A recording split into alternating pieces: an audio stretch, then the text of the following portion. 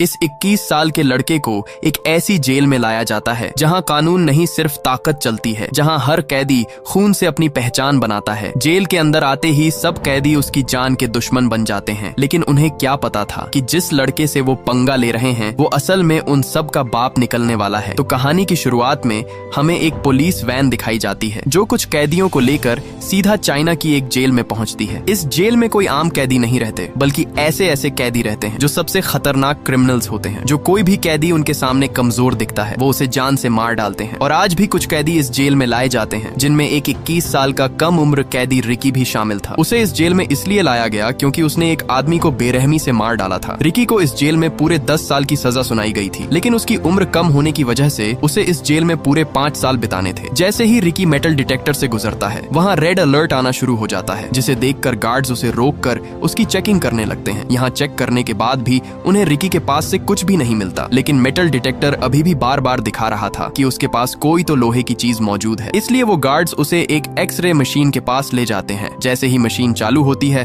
तो वहाँ उसके सीने पर एक नहीं बल्कि पूरी की पूरी 5 गोलियां फंसी हुई थीं, और इन्हीं गोलियों को मशीन डिटेक्ट कर रही थी। ये देखकर वहाँ मौजूद गार्ड्स एकदम से चौंक जाते हैं कि भला ऐसे कैसे हो सकता है कि एक आम इंसान के सीने के अंदर 5 गोलियां फंसी हों, लेकिन फिर भी वो बिल्कुल सही सलामत खड़ा हो। वो गार्ड उससे कहता है कि तुमने इन गोलियों को निकलवाया क्यों नहीं। आगे से रिकी उसे बताता है कि ये गोलियां मेरी बॉडी के लिए एक पावर है, इसलिए मैंने इन्हें नहीं निकाला। फिर हमें दिखाया जाता है कि यह जेल असल में 4 अलग अलग ब्लॉक्स में बटी हुई है, और हर ब्लॉक पर एक खतरनाक कैदी का राज होता है। ये चारों अपने अपने हिस्से के बादशाह होते हैं, जो चाहे करते हैं, जिसे चाहे सजा देते हैं। हर सेल का लीडर अपने इलाके में किसी को सांस भी अपनी मर्जी से लेने नहीं देता, और जेल का हर एक कोना डर, खून और जुल्म से भरा हुआ है। सुबह होते ही सब अपने कामों में लगे हुए थे। तभी वहाँ एक कैदी आता है जिसका नाम सैमुअल था, जो वेस्ट ब्लॉक का लीडर था। वह आते ही वहाँ एक बूढ़े कैदी विंग को पीटने लगता है, क्योंकि उसने उसका कहना नहीं माना था, इसलिए वह उसे वहाँ पीट डालता है। दरअसल ये आदमी अपनी पूरी जिंदगी इस जेल में बिता चुका था, और उसे इस जेल से बाहर जाने की कोई भी उम्मीद नहीं नजर आ रही थी, क्योंकि उसे पता था कि वो इन जालिम और बेरहम कैदियों के बीच ज्यादा देर तक जिंदा नहीं बच पाएगा। इसलिए उसने जेल में ही एक छोटा सा खिलौना अपने बेटे के लिए बनाया,